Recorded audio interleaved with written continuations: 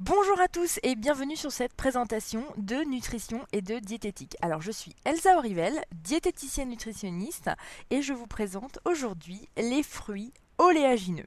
Alors de quoi s'agit-il? Alors ce petit cours de quelques minutes va vous permettre de découvrir cette classe d'aliments que vous connaissez peut-être mal.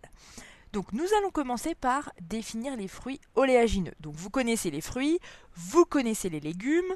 Donc les fruits oléagineux sont, de par leur nature, des fruits qui sont naturellement secs, mais à ne pas confondre avec les fruits séchés, comme les abricots secs ou les raisins secs. Là, ce sont des aliments qui sont secs naturellement pour la consommation.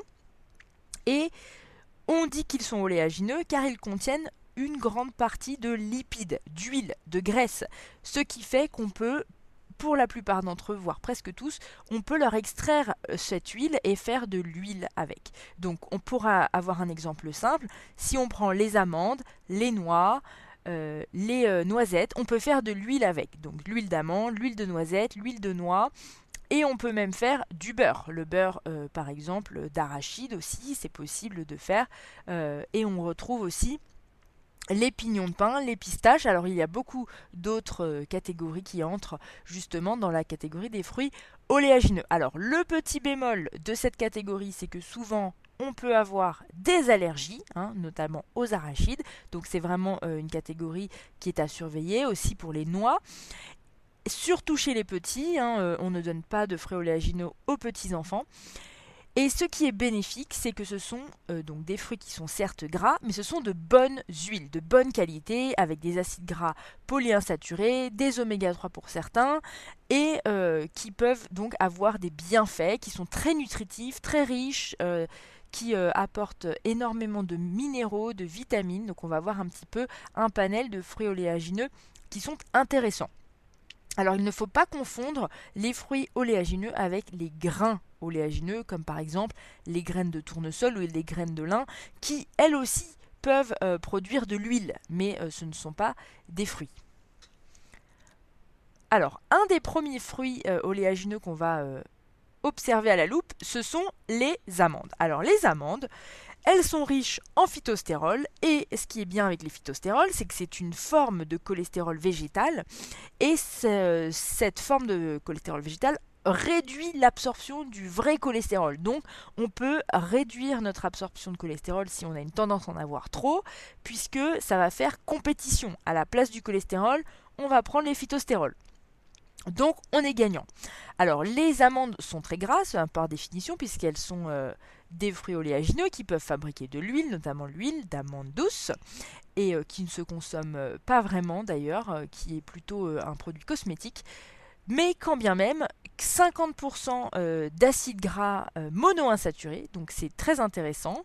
Ça apporte aussi des protéines végétales, du calcium, du fer, du magnésium, du potassium et des fibres. Alors là où il faut se limiter, c'est sur la quantité. Quand on en mange, allez, 5, 6, 10 par jour, quand on est très sportif, ça passe. Mais il faut éviter d'en consommer des pleines poignées ou des sachets pleins, puisque c'est quand même assez gras et assez calorique. Et c'est quand même délicieux. On peut aussi l'utiliser en pâtisserie, on peut faire de la poudre d'amande aussi. Donc c'est vraiment quelque chose qui va avoir un usage divers. Alors, autre produit phare dans les fruits oléagineux, nous avons les noix. Les noix, c'est un peu la grande star, puisque elles vont avoir des acides gras polyinsaturés, dont l'acide alpha-linolénique, qui est un oméga 3. Donc l'huile de noix, excellent pour la santé, et les noix que vous consommez aussi entières, donc séchées, sont excellentes. Contiennent aussi des phytostérols, donc très bien pour les gens qui ont du cholestérol.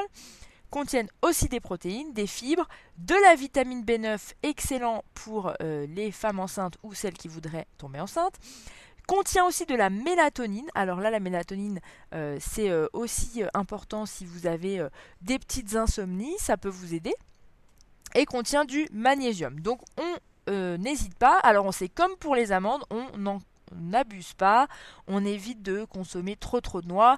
On peut les consommer avec des autres aliments, dans les plats, dans la salade, dans des préparations aussi, des gâteaux. Alors, nous avons Un fruit oléagineux qui est peu connu en Europe encore, mais qui commence à le devenir, notamment grâce au développement des magasins bio, parce qu'on retrouve ce produit en magasin bio, ce sont les noix du Brésil. Alors parfois vous les trouverez sous le nom de noix d'Amazonie ou encore amandes amazoniennes. Donc ce sont des petites noix qui ont une forme particulière qu'on retrouve, qui est assez unique, qui contiennent 70% d'acides gras insaturés, donc sur leurs 66% de lipides totaux, contiennent quand même 13% de protéines. Et elles ont une particularité très intéressante, c'est qu'elles contiennent 1917 mg de sélénium au 100 g. Donc évidemment, on n'en consomme pas 100 g, mais le fait d'en consommer ne serait-ce qu'une vous apporte tout le sélénium dont vous avez besoin pour la journée. Donc une petite noix du Brésil tous les matins et on est sûr de couvrir ses besoins en sélénium. Ça contient aussi énormément d'autres minéraux. C'est très nutritif, les noix du Brésil. Donc on a du cuivre, du manganèse, du magnésium. Alors on fait attention, en très grande quantité, ça peut être légèrement toxique, mais on se limite comme pour toutes les autres. Et je vous ai mis un petit élève un peu à part qui est l'avocat. Alors l'avocat, c'est un légume, mais c'est aussi un fruit, et c'est un fruit qui est très gras. Donc c'est un légume par sa classification, puisque il est plutôt consommé salé, mais c'est aussi un fruit puisqu'il pousse par une fleur d'abord, tous les aliments qui vont d'abord faire une fleur, donc en botanique on va appeler ça un fruit. Mais nous, et moi en tout cas, j'aime bien le classer avec les fruits oléagineux puisque c'est un fruit qui est très gras. Et il est très riche en acides gras monoinsaturés. Donc là, pareil, ce sont de bonnes huiles essentielles à notre bon développement et qui nous apportent évidemment des vitamines liposolubles très intéressantes. Donc c'est disponible toute l'année l'avocat, mais la pleine saison c'est plutôt l'hiver européen, donc octobre à avril, c'est là où on va trouver le plus d'avocats, en tout cas en quantité. Alors ça pousse en zone tropicale, et la particularité de l'avocat, vous l'avez peut-être remarqué, c'est que ça pousse non pas jusqu'à maturité, ça pousse jusqu'à ce que ça soit assez gros, et puis ça mûrira une fois qu'on l'a enlevé de l'arbre. Donc c'est pour ça quand vous l'achetez, souvent il est un petit peu dur comme la pierre, et qu'il faut le surveiller un peu tous les jours, parce qu'il passe un petit peu de pas mûr à trop mûr avant même que vous ayez eu le temps de le manger. Donc il est un petit peu coquin cet avocat. Et en termes de quantité, on peut dire que consommer un avocat, on va dire 5 fois par semaine, c'est plutôt pas mal. Mais on se limite aussi parce que c'est très très gras. D'ailleurs on fait de l'huile d'avocat qui est excellente et qui se consomme en petite quantité aussi. Elle est très concentrée.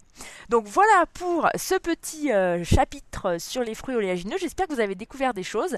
Donc vous pouvez retrouver plein d'informations sur le site internet www.elsaorivelnutrition.com et aussi sur la page Facebook ou encore la page Instagram @elsaonutrition. Voilà, à très bientôt.